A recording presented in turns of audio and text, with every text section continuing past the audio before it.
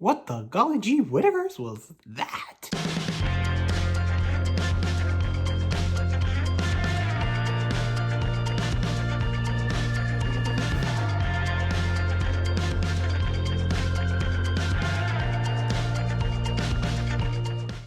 Greetings, geeks and geek girls. It is me. I am back finally for another show. This time it's Wandavision. Hopefully, this will be the start of my, starting to do things. I'm gonna try to cover the CW shows when they come back. Also, gonna try to cover Wandavision. Boy, I am so excited! I was so excited for this. I'm trying to think of a way that I could say my excitement and all that backstory without this being 30 plus minutes. So I will just truncate it and say that I'm a huge fan of the MCU, and in case you don't know, I love the weird and obscure. So bringing those two together and finally putting it on Marvel TV that's actually connected to the movies. Like, this will have an impact on, apparently, Doctor Strange and the third Spider-Man movie. Feige has confirmed. How they do it? No clue. But I'm excited to see where it goes from here. And today I will be talking about the first two episodes. Spoilers for them from here on out. So, spoiler alert. If you guys haven't seen it, go watch it. Then come back and tell me what you think in the comments down below. First episode, styled like 60s sitcom. We see Wanda and Vision as kind of sitcom-y couple where she moves things with her mind and he is the robot. Like, they actually confirm that he's a robot in universe, but she uses her powers to disguise it. And we actually get to see Paul Bettany back playing physical without the makeup is what I meant to say.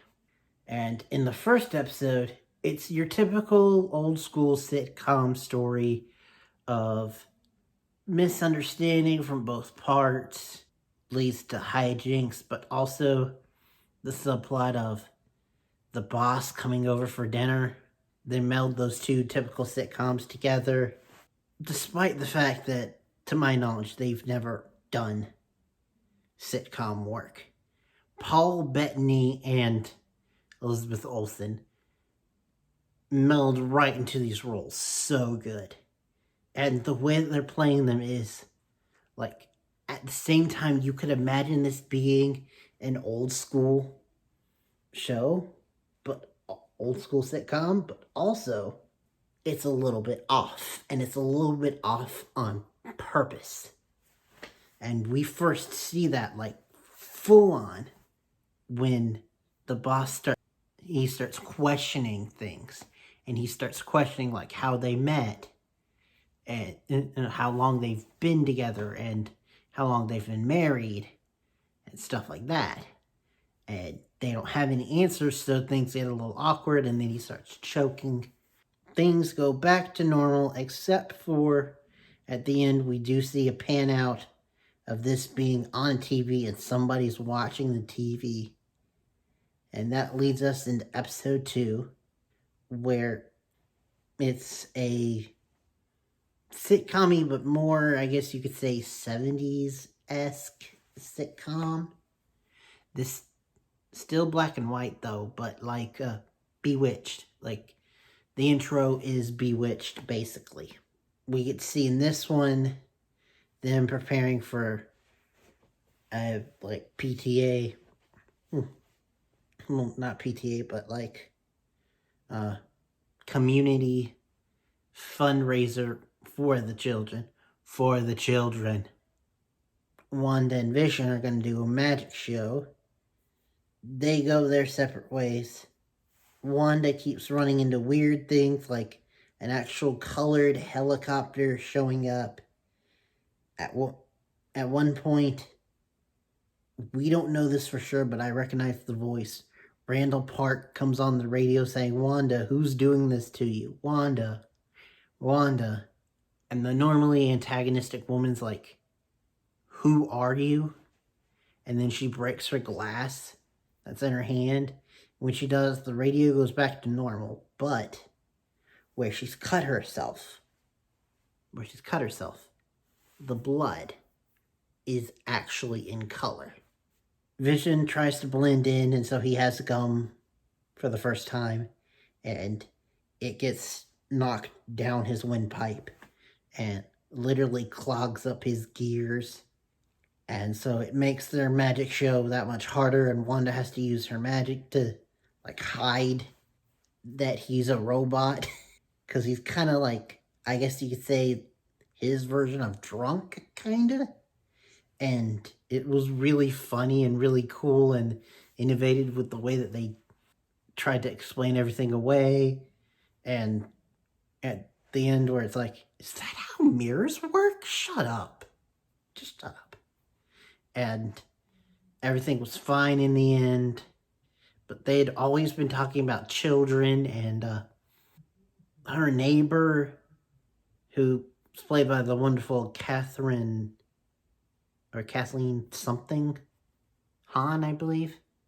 She's just the stereotypical next door neighbor who hates her husband type character in sitcoms. Anyway, she even mentioned about them having kids, and so at the end of the story, they look down and Wanda is clearly, visibly pregnant. Then they hear a noise outside, which is a callback to earlier, and they see a beekeeper come out of a manhole, and Wanda says no, rewinds things, it's back to normal, except for the world goes into color, and we in there. And it was really good. Also, Monica Rambeau was involved in this, but they don't call her that. They call her Bernice, I think. It'll be interesting to see where they go with her and the neighbor, and see where Kat Dennings comes into play, because I know she's supposed to come into play, and actually get to see Randall Park. That'll be cool. This is just one of those shows where you start off simple with something a little bit iffy, and then as the show goes on, this starts to get like crazy until everything's revealed, and I'm very interested to see where we go from here. Thank you guys for watching. Next time, see me. I don't know what it will be for. I think maybe some of the shows are starting to come back, but then again, I could be wrong. So if all else fails, you'll see me for episode 3 of Wandavision. But thank you guys for watching. Till next time, and beyond. What happened to all the color? Wait.